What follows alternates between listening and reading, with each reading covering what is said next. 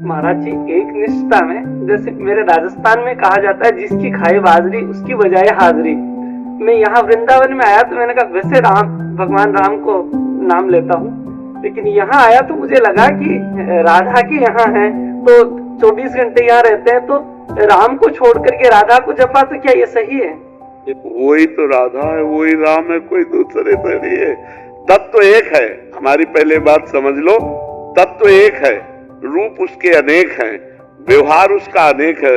हरि अनंत, हरि कथा अनंता, लेकिन तत्व एक है। अगर हम राधा राधा कह रहे हैं तो हम राम राम कह रहे हैं, अगर राम राम कह रहे हैं तो राधा राधा कह रहे हो। जहां प्रेम उत्पन्न हो जाए, जहां भाव बन जाए, जहां रुचि हो जाए, तो हम उसी को निरंतर जपे तो हमारी आसक्ति प्रबल हो जाएगी।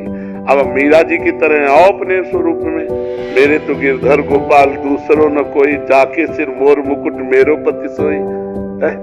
पर ये बात परिपक्व कहां से होती? संतन दिग बैठी बैठी, संतन दिग बैठी बैठी लोक लाज खोई।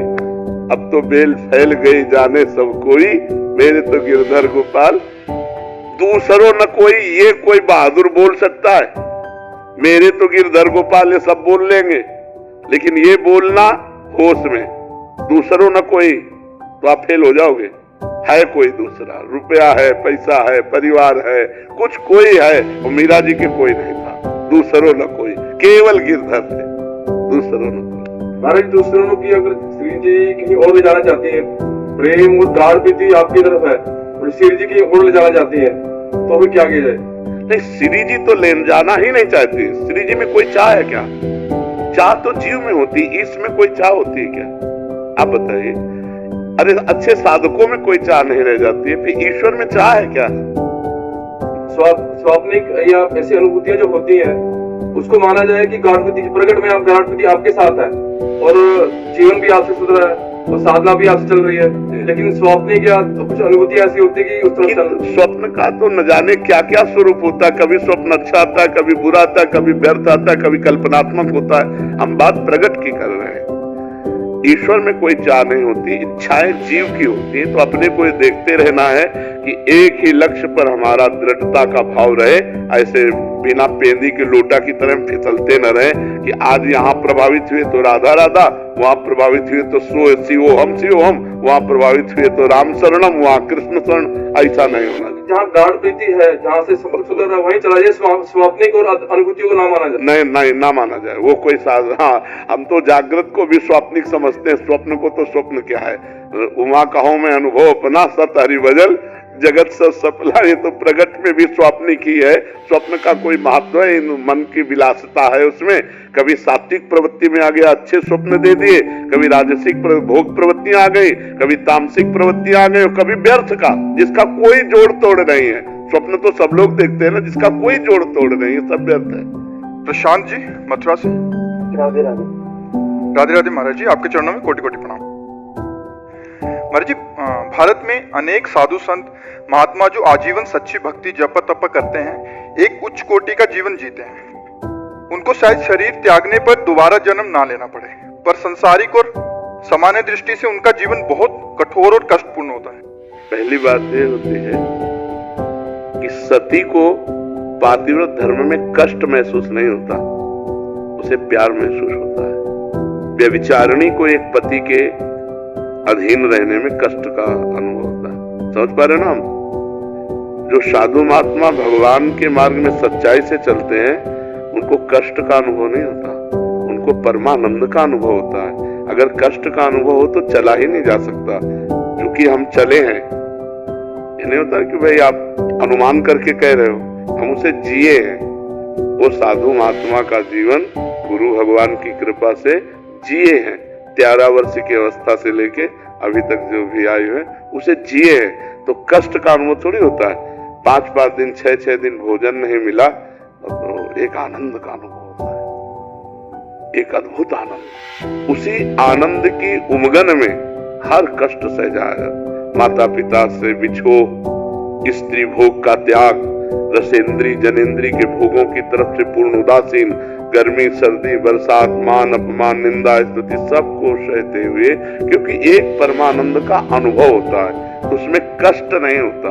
कष्ट देखने वाले को लगता है, उसमें नहीं। जैसे वीर पुरुष को युद्ध क्षेत्र में कष्ट का अनुभव नहीं होता, उसके अंदर एक उन्माद होता है विजय सिंह प्राप्त करने का, और जब उसके अंगों में घाव होता है तो उसके अंदर और उन्माद प्रबल होता है। लेकिन कायर पुरुष को ये देखकर लगता है बहुत कष्ट है इसे, समझ पा रहे ना। तो परमात्मा का मार्ग आनंदमय है, ना कि कष्टमय।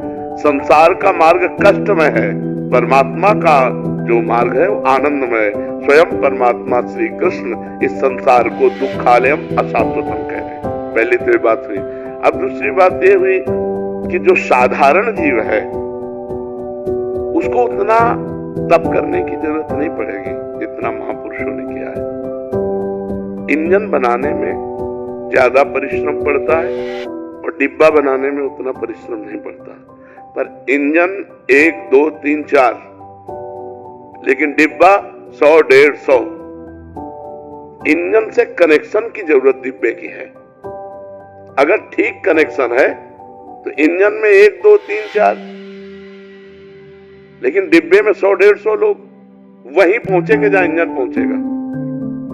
तो हम लोग जो संतों का आश्रय लेते हैं, अनुसरण करते हैं, उनकी आज्ञा पे चलते हैं और खाते पीछे मौज मस्ती से हम वहीं पहुंच जाते हैं जहां संत कष्ट करके पहुंचते हैं। क्या सभी को प्रेम प्राप्ति और आनंद की प्राप्ति होती है अंत समय में?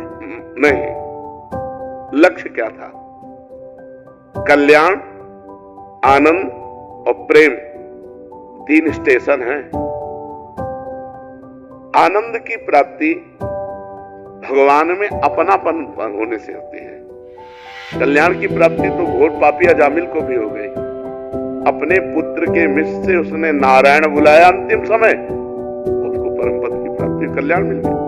लेकिन प्रेम ही अत्यंत दुर्लभ वस्तु है। स्वयं भगवान श्री राम जी कह रहे, माता से, पिता से, भाई बंधु पत्नी धन संपत्ति घर परिवार सब की ममता बटोर कर जिसने मेरे चरणों में लगा दिया, जो संत समागम ज्ञान के प्रधान भाव में आकर सब जगह एक ही परमात्मा का दर्शन करते हैं, समदर्शी, कोई इच्छा नहीं रह गई, जो कामना रहित है, विनिवृत्त कामा, और जो सुख दुख में समान भाव हर्ष शोक से रहित महापुरुष है, वही भगवान को प्यारे हैं, वही भगवान को प्यार कर सकते हैं।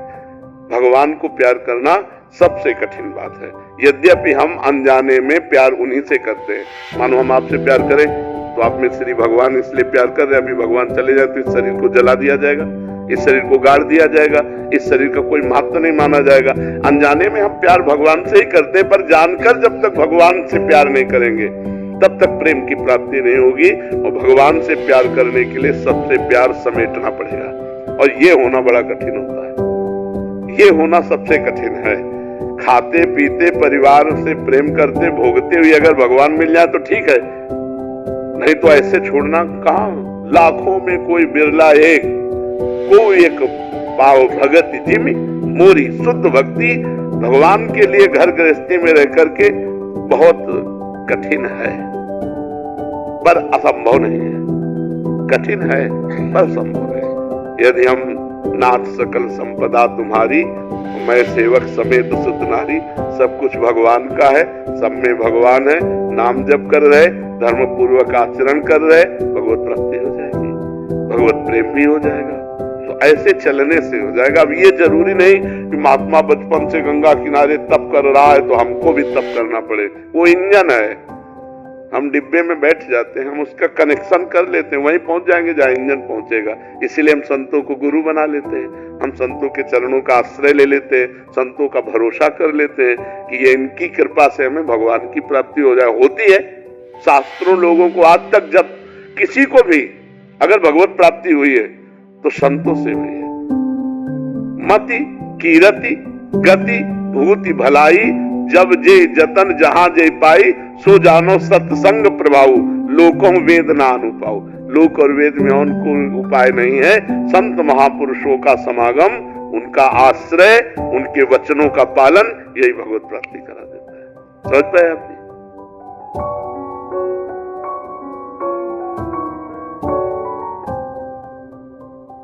अति उदार करुणा वरुणालय है, अति उदार विवि सुंदर सुरत सूर सुकुमार, लाई के संभजन को मानत मेरु समान, अवगुण करे समुद्र सम गणत ना पुनः। कहा श्री जी को लेकर अपनी वासनाओं की पूर्ति श्री जी नहीं बोल रही, उसकी वासना बोल रही, तेरी हानि हो जाएगी, ये उसकी वासना बोल रही, क्योंकि वो देखा जजमान अच्छा है। ऐसे किसी के श्रद्धालु भक्त की हृदय की भावनाओं को ठेस पहुंचाया जाए तो हम ऐसी भावनाओं का आदर नहीं करते।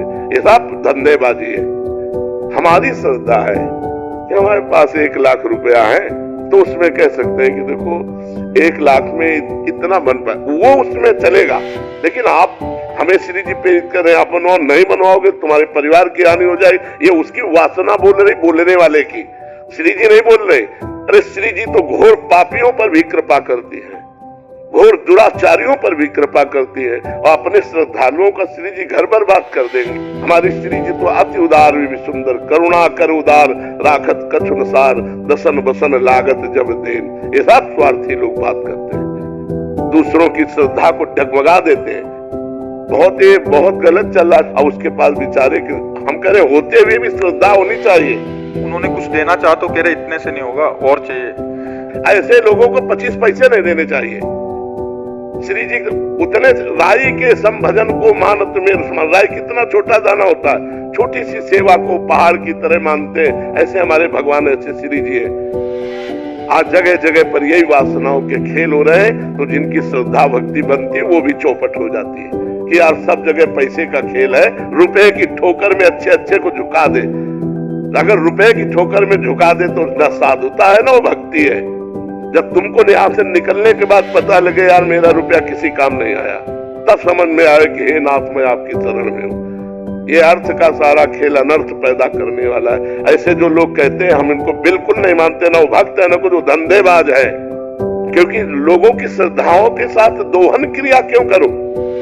हमारी वाणी में कहीं नहीं लिखा, हमारे शास्त्रों में कहीं नहीं लिखा कि आप इतना कीजिए तो भगवान प्रसन्न होंगे। नहीं, इतना जरूर लिखा है कि आप चाहे जितने दुराचारी पापी हो उनके सामने ऐसे कह दिया मैं आप कहूं तो प्रसन्न हो गए। पत्रम पुष्पम फलम तोयम ये में भक्ता, एक चुल्लू जल दे दिया, एक तुलसी दल दे दिया, एक फूल दे दिया, एक फल दे दिया, उतने में प्रसन्न हो। सबरी के बेर में प्रसन्न हो गए, सुदामा के तंदुल में प्रसन्न हो गए, विदुरानी के केले के छिलके में प्रसन्न हो गए। भगवान भाव से प्रसन्न होते, नहीं तो दुशासन के महल में जब दुर्योधन ने व्यवस्था की थी तो वहां से हट के विदुरानी के छिलके खाने न जाते। ये सब अपनी वासनाओं का खेल है, भगवान का खेल नहीं। हम अपनी तरफ से प्रार्थना करते, पीछे वाले बैच के अनुसार जो आपने हमें बताया, कहीं भी किसी भी स्थान में या तुम्हारे घर आया हुआ कोई संत यदि तुमसे कहता है इतने 1000 रुपया दो तभी तुम्हारा मंगल होगा, नहीं तुम्हारे घर का कल्याण हो जाएगा, ऐसे से बचिए। कभी कोई सच्चा भगवान का संत तुमसे रुपया मांगकर तुम्हारा मंगल नहीं चाहेगा, बिल्कुल डरना मत। ये सब पाखंड का बोलबाला चल रहा है। हमारी श्रद्धा अगर है तो हमारे टुकड़े पे भगवान रीझ जाएंगे, एक टुकड़े पे। भगवान ने कहा है पत्रम पुष्पम फलम तोयम ये में भक्ता, एक चुल्लू जल पे भगवान रीझ जाएंगे। एक रोटी का टुकड़ा लेकर ना आंसू आते हुए जब कहोगे नाथ मुझ गरीब के पास, तो इतने से काम हो जाएगा। पापी को रुपया चाहिए यार, संसार को रुपया चाहिए यार, मतलब रुपये से सब बिकने वाले हैं। फिर वो स्थान कौन रह गया जहां कोई गरीब की सुन सके, जहां कोई भाव देख सके, आंसुओं की भाषा समझ सके, वो स्थान कहां रह गया? ये सब ड्रामेबाजी है, भगवान को नहीं चाहिए। सोना चांदी रुपया पैसा हाँ आपके पास है, उसका सदुपयोग करो, वो बात अलग है। लेकिन कोई तुमसे ये दबाव डाले, बिल्कुल डरो मत, पाखंड का विरोध करो। भावना, भगवान भावना से प्रसन्न। मान लो वो आदमी 5 रुपया दे रहा है, काफी है, भगवान के लिए काफी है। अगर तुम 5000 मांग रहे हो तो तुम्हारी वासना भगवान को नहीं चाहिए। भगवान रुपया के लिए नहीं खड़े हैं, वो करुणा करने के लिए खड़े, रात दिन खड़े तुम्हें दर्शन देकर सुख देने के लिए। अब अपने पास जो कुछ रूखा सूखा है भगवान के पास जाए तो उनके चरणों में भेंट चढ़ा दे। वो बात इन्होंने एक प्रश्न किया था किसी का, वो गया तो उसने कहा हमारी सामर्थ्य नहीं, तो बोले तुम्हारा पतन हो जाएगा, तुम श्री जी तुम्हें नहीं मिलेगी ऐसा। अब वो घबरा गया, 4 दिन से डिप्रेशन में है। तो ऐसी बातों को कभी कोई भी स्वीकार मत करो। श्री जी ठाकुर जी अगर ऐसे लेन देन में हो तो अरबपति लोग ठाकुर जी को खरीद ले, हम लोग गरीब लोगों को भगवान मिले ही ना।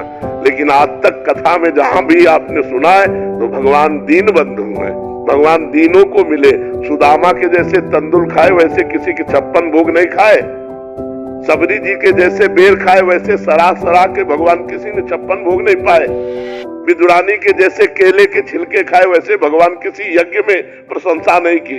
इसलिए हमारी सबसे प्रार्थना, निडर रहो, धर्म से चलो, जहां तुम्हारी श्रद्धा बने वहां अपने पान फूल अर्पित करो, उसी से मंगल होगा। ज्ञानदास जी मिथिला धाम से। राधे राधे महाराज जी, जय जय श्री। राधे राधे महाराज जी। महाराज जी, गुरुदेव भगवान की कृपा से एक गुरुनिष्ठ साधक के जीवन में नाम जप, गुरु प्रदत्त मंत्र जाप और भगवत चिंतन प्रतिदिन होता है। साधक हर परिस्थिति में इस जन्म में भगवत प्राप्ति करना चाहता है तो उसे और क्या करना चाहिए और क्या सावधानियां बरतनी चाहिए? सत्संग, विचार, क्षमता और मनोनिग्रह, ये बहुत आवश्यक है। सत्संग के द्वारा प्राप्त विवेक से हर समय हम विचार परायण रहे, कहीं कोई असत वृत्ति हमको प्रिय न लगने लगे। असत क्रिया, असत चिंतन, असत वृत्ति, जैसे पराई माता बहनों की तरफ गंदी दृष्टि, धन के द्वारा प्राप्त होने वाले सुखों में प्रियता, मान बढ़ाई, यश कीर्ति, ये सब असत वृत्ति है। तो सत्संग के द्वारा प्राप्त विवेक से हम सावधान पूर्वक, विचार पूर्वक इनसे बचते रहें। और क्षमता, मान अपमान में सम, निंदा स्तुति में सम, सुख दुख में सम, जय पराजय में सम, सम एक बहुत शीतलता है। और संतोष जैसी परिस्थिति हमें भगवान ने दी है, हम किसी से, ना भगवान से न किसी इंसान से, परिस्थिति के परिवर्तन की चाह न करें। सत्संग, विचार, मनोनिग्रह, हमारा मन जहां जहां जाता है वहां वहां से हटा करके अपने लक्ष्य में लगाना। बार बार ऐसा हम अभ्यास करें और विचार विवेक के द्वारा वैराग्य पूर्ण जीवन रहे। तो सत्संग, विचार, मनोनिग्रह, शम और संतोष, ये 5 लक्षण जिसके हृदय में है वो भगवान की कृपा से भगवान को प्राप्त कर लेगा। नित्य सत्संग मिले हैं और विचार परायण प्रतिपल रहे, क्योंकि मन हमारा भोगों की तरफ भाग रहा है तो हम विचार के द्वारा काटे उसे। सब लोग भोगी रहे हैं। अगर वास्तविक चैन, सुख, शांति होती तो ये लोग हो जाते। सब अशांत है, सब क्लेशित है, आखिरकार कितने दिन भोगेंगे? आखिरकार इस शरीर अविनाशी तो है नहीं, मरेगा तो है ही, फिर हमारे हाथ क्या लगा? तो विचार के द्वारा हम भोगों का त्याग करें, मन को जहां जहां जाए वहां से हटाकर अपने लक्ष्य पे लगाएं। मनोनिग्रह और सम, द्वंद्वों में सम रहना सीखें। सुख दुख में, लाभ हानि में, मान अपमान में सम रहना सीखें। और सबसे बड़ी चीज है संतोष, हर परिस्थिति में संतोष। जैसे प्रभु हमें रख रहे हैं हम वैसे संतुष्ट हैं। हमें किसी व्यक्ति से या स्वयं प्रभु से भी परिवर्तन की चाह नहीं है। जैसी परिस्थिति है ये हमारे लायक है, हम इसी परिस्थिति में भजन करके भगवान को प्राप्त करें। ये 5 बातें हमारे जीवन में हो, सत्संग, संतोष, मनोनिग्रह, विचार, सम, सम माने समता, बस वो सिद्ध पुरुष हो जाएगा। ये 5 शब्दों को याद कर लो कि इनका हमारे जीवन में योग है कि नहीं। रोज सत्संग, जैसी परिस्थिति उसमें संतोष, जहां जहां मन जाए वहां से हटा के अपने लक्ष्य में लगाना, और विचार परायण रहना। जहां जहां मन हमें फंसा रहा है विचार के द्वारा उसे हम काटे, और सम रहना, द्वंद्वों में सम रहना। द्वंद्वैर विमुक्ता, जो द्वंद्वों से मुक्त है वही परमात्मा प्राप्ति है। क्या नाम जप तो कर ही रहे हैं, गुरु निष्ठा में भी है, तो ये 5 बातों का मनन कर लीजिए। इन 5 को अपने जीवन में लाइए। सत्संग, संतोष, मनोनिग्रह, समता, विचार।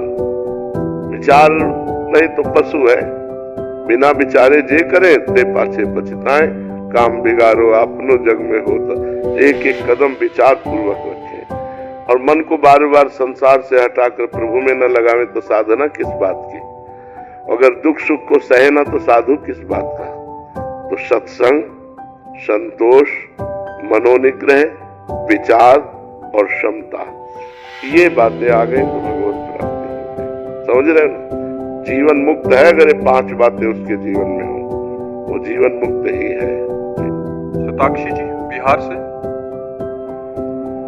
श्री हरिवंश महाराज जी, मुझे हमेशा ये डर बना रहता है कि बड़ी मुश्किल से मनुष्य शरीर प्राप्त हुआ है, कोई गलती होगी तो फिर 84 लाख योनियों में घूमना पड़ेगा। महाराज जी, किस प्रकार का अपराध क्षमा योग्य नहीं होता? भगवान से विमुख होना सबसे बड़ा अपराध है। जितनी भी गलतियां हैं, जितनी भी दुर्गतियां हैं, वो जीव को भगवान से विमुखता के कारण प्राप्त होती है। इसलिए हमें चाहिए कि भगवान की शरण में होकर शास्त्रों का स्वाध्याय करें, संतों का संग करें, खूब नाम जप करें और जीवन में एक एक मिनट सावधानी पूर्वक काटें। हमारी मन और इंद्रियों का प्रवाह भोगों की तरफ स्वतः है। जैसे पानी को कहीं छोड़ो, वो जहाँ ढलान होगी वहीं जाएगा नीचे, ऐसे ही मना खस्तान इंद्रियाणि प्रकृति स्थान कर सती। ये मन और इंद्रियां भोगों की तरफ हमारी जाती है, उनको परमात्मा की तरफ करना ही सन्मुख होना है। भगवान की सन्मुख हुआ जीव तो अनंत जन्मों की मलिनताओं का नाश करके भगवान उसको परम पद प्रदान करते हैं। एक मार्ग ये है और एक मार्ग है ब्रह्म ज्ञान। वो सबके बस की बात नहीं है, वो तो बहुत अच्छे कोई उच्च कोटि के मुमुक्ष साधक का मार्ग है। इसलिए सहज सरल भक्ति का जो मार्ग है उसके द्वारा हम भगवान की प्राप्ति का उपाय करें।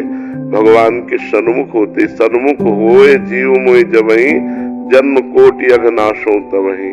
करोड़ों जन्मों के पाप भगवान नष्ट कर देते हैं जब जीव भगवान की शरण में होता है। इसलिए भगवान की शरण में हो और सत्संग सुनो। सत्संग से बुद्धि पवित्र होती है, बुद्धि में विवेक जागृत होता है और विवेक के द्वारा ही हम भोगों के राग का नाश कर सकते हैं। भोगों का राग यदि नष्ट नहीं हुआ तो सब पाखंड चलता रहता है। भोग भोग रहे तो मनमानी आचरण हो रहे हैं। हम भगत भी कहलाते हैं, साधक भी कहलाते हैं, उपासक भी कहलाते हैं, वो सब नौटंकी है। कोई उसमें उन्नति आध्यात्मिक नहीं हो सकती। वो केवल मान्यता है कि हम साधक हैं, हम उपासक हैं। साधक वही है जो अपनी चित्त वृत्ति को एकमात्र परमात्मा में लगाने का प्रयत्न कर रहा है और जितने भोग हैं मर्त्य लोक के लेकर के ब्रह्म लोक तक, सब भोगों से उदासीनता हो। ब्रह्मादि के भोग सब विषम लागत ताहि, नारायण ब्रजचंद की लगन लगी है जाए, तभी जीव का कल्याण होता है। बहुत दुरंत माया है, दैवी है सागुणमयी मम माया दुरत्यया। दुरत्यया जल्दी तरने में नहीं आती है, जीव को फंसा के गिरा लेती है। मामे ये प्रपद्यन्ते माया में ताम तरंतिते। जो मेरी शरण में आ गया वो माया से तर गया। तो भगवान की शरण में हो, नाम जप करो, सत्संग सुनो, पवित्र भोजन भगवान को अर्पित करके पाओ, गंदे आचरणों से बचो तो ये जन्म सार्थक हो जाएगा। सबसे बड़ा अपराध है भगवत विमुक्ता। कहे हनुमंत विपत्ति प्रभु सोई, जब तो सुमिरन भजन होए। अगर सुमिरन भजन हो रहा तो कोई भी अपराध बन गया हो, अब चिंता करने की जरूरत नहीं, सब पाप नष्ट हो जाएंगे। अहम तो हम सर्व पापेभ्यो मोक्षयिष्यामि मा शुचः। मैं तुम्हें समस्त पापों से मुक्त कर दूंगा। भगवान कह रहे तुम भगवान की शरण में होकर नाम जप करें। वैष्णवी जी किनारा से। राधे राधे महाराज जी। महाराज जी, क्या संत महात्मा के दर्शन से हमारे कर्म कट जाते हैं? अगर हाँ तो इस जन्म के और पुराने। देखो, हम ज्यादा भावुकता वाली बातों को नहीं। क्या आपने संतों के दर्शन नहीं किए? आप विचार करें, क्या आपके कर्म बंधन कट गए? नहीं। क्या संतों के पास जो है सबके कर्म बंधन कट गए क्या? नहीं। संत जो कह रहे हैं वो बात मान लो तो कर्म बंधन कट जाएंगे। अगर संतों की आज्ञा का पालन नहीं किया, संत शास्त्र के अनुसार नहीं चले तो केवल देखने से कर्म बंधन नहीं कटते। भगवान को भी अर्जुन जी देख रहे हैं, लेकिन वहां भगवान भी गीता का उपदेश कर रहे हैं, कि ऐसा करो, ऐसा करो, मेरा अनन्य चिंतन करो, मेरे मन वाले बनो, ऐसा करो, ऐसा करो, आदेश कर रहे हैं। हाँ, संत दर्शन हमारे भाग्य का विषय है। संत दर्शन बड़े सौभाग्य से मिलता है, पर उसका खास सौभाग्य क्या है संत दर्शन का? उनके वचन, उनके 4 वचन हम सुने और उन्हीं को अपने जीवन में उतार लिए तो हम स्वयं साधु बन गए। अगर हम केवल देख लिया और मनमानी आचरण कर रहे हैं तो देखने मात्र से बात नहीं बनने वाली। संत का दर्शन यद्यपि पापों का नाश करने वाला होता है, संत दर्श में पातक तरई, और आपने कर्म बंधन की बात कही, तो कर्म बंधन तभी कटते हैं जब संत आज्ञा पर जीवन चलाया जाए। जो संत हमें आदेश कर दे उसके अनुसार जीवन चलाया जाए तो हमारे कर्म बंधन कटते हैं। पारसनाथ पटेल जी। राधे राधे महाराज। राधे राधे महाराज जी। महाराज जी, हम कोलकाता से वृंदावन पद यात्रा करके आए हैं। रास्ते में एक जगह हम रुके, वहाँ एक माता जी ने हमें दही रोटी खिलाई थी। तो महाराज जी, क्या वो श्री जी के रूप में आई थी? और जब हम श्री जी के दर्शन करने गए तो वहाँ किसी ने चुनरी प्रसादी दी, तो महाराज जी वो श्री, ये सब बाहरी बातें हैं, ये सब बाहरी बातें हैं। सब में भगवान है। किसी को प्रेरित कर दिए, कोई रोटी पवा दिया, कोई कहीं भगवान के धाम में गए, आपको दैन्य देखकर भगवान ने चुनरी उड़ा दी। हमारा थोड़ा चिंतन अलग है। आपका चिंतन क्या बन रहा है? अगर आपका चिंतन परमात्मा चिंतन नहीं हो रहा तो चुनरी क्या करेगी, हमें बताओ। आपका परमात्मा चिंतन नहीं हो रहा है, एक हम कहे परमात्मा ही आके हमको एक टाइम भोजन पवा दिए स्वयं अपने हाथ से, हमारा चिंतन संसारिक बन रहा, तो हमें लाभ क्या मिला? हमारी मेन बात रहती है अध्यात्म में, इन सब बाहरी बातों में रहती कि सौभाग्य है, भगवत प्रसादी मिली। प्रारब्ध है कि कोई आके हमें दही रोटी पवा गया, तो कोई क्या, सब में परमात्मा विराजमान है। श्री जी आकर के निकुंज से हमें दही रोटी तो पवाएंगे नहीं, किसी को प्रेरित कर देंगे और वो आकर के हमें कुछ भी पवा सकते। खास बात पूरे जीवन भर यही सब देखते रहे, हम सब काटते रहे। हम आते ही हो तो छुप के क्यों आते हो? डरते हो क्या? हम तुम्हारे आशिक हैं, तुमसे प्यार करते हैं, तो आओ खुले पर्दे में आओ। ये क्या पर्दा लगा के कि उनके रूप में क्या वही थी क्या? तो सब रूपों में तो तुम ही हो, उसमें कोई अंतर थोड़ी है। हाँ, अब तुम्हारी हम मंडन करते हैं इस बात का कि आप इतनी दूर से वृंदावन पैदल आए हो, आपको दंडवत है, प्रणाम है, पर इसका फल होना चाहिए भगवान की भक्ति। क्यों, क्या लक्ष्य लेके आए हो? महाराज जी, हम यही लक्ष्य आपका वाणी सुन के चले कि हमारा भजन बढ़े, श्री जी हमें ये सृष्टि में भेजी है तो उनके लिए कुछ करे। और आप किसी से कहना मत कि मैं पैदल आया हूँ। जितने से कहोगे आपका पुण्य नष्ट होता चला जाएगा। ठीक है, बहुत मेहनत की है, वो परमात्मा को समर्पित कर दो। हे भगवान, आपने बड़ी कृपा की जो हमको पद यात्रा द्वारा वृंदावन बुलाया, और यहाँ वृंदावन की भी परिक्रमा कर लेना। ठीक है, वृंदावन की परिक्रमा कर लेना, बिहारी जी से आंख लड़ा लेना जाके, महाराज बड़ी कृपा की बुलाया। पूरा महाराज जी परिक्रमा करके गोवर्धन परिक्रमा किए, बरसाना करते, इधर करते। हाँ, यही सब लाभ है। और अब इसका प्रचार प्रसार मत करना, चुपचाप गुप्त रखना। ठीक है।